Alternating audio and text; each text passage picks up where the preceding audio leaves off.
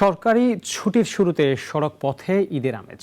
রাজধানীর বাস টার্মিনালে যাত্রী সংখ্যা বাড়লেও ঈদ যাত্রায় চাপ এখনো পুরোপুরি পড়েনি। বরাবরের মতোই আছে বাস সংকট ও বাড়তি ভাড়ার অভিযোগ। তবে ঘরমুখো মানুষের যাত্রা নিরাপদ করতে তৎপর সেনাবাহিনী। অলিউল রনির রিপোর্ট। ঈদ দুটি বর্ণে তৈরি কেবলই একটি মাত্র শব্দ নয়, ঈদ বিশুদ্ধ এক অনুভূতির নাম, যে অনুভূতির সঙ্গে মিশে থাকে গভীর এক দায়িত্ববোধ, সুদৃঢ় পারিবারিক বন্ধন ও ভালোবাসা, একসঙ্গে আনন্দ ভাগাভাগি করে বেঁচে থাকার বার্তা।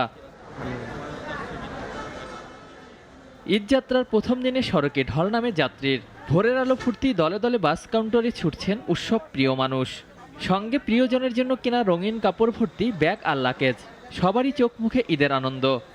অবশ্যই বাড়িতে যাচ্ছি, ফিলিংসটা অনেক ভালো লাগতেছে, এতদিন পরে যাইতে পারতেছি। প্রতিবার যেহেতু যাই, প্রতিবারই আনন্দ লাগে, মজা লাগে। বাড়িতে মারা আছে, শাশুড়ি আছে, সবাই আছে। সত্যি কথা বলতে বেহেশতের পরে তো সবচেয়ে মধুর জায়গা হচ্ছে বাবার বাড়ি। পরিবারের সাথে ঈদ করা অসাধারণ একটা ফিলিংস। এবারের ঈদযাত্রায় সড়কপথকে বেছে নিয়েছেন যারা, তাদের নেই আগের মতো চিরচেনা দুর্ভোগ কিংবা ভোগান্তি। তবে বরাবরের ন্যায় অভিযোগ আছে বাড়তি ভাড়ার। একটু জ্যামজট তো আছেই, আর নির্দিষ্ট বাড়াচ্ছে, বেশি ভাড়া নিচ্ছে।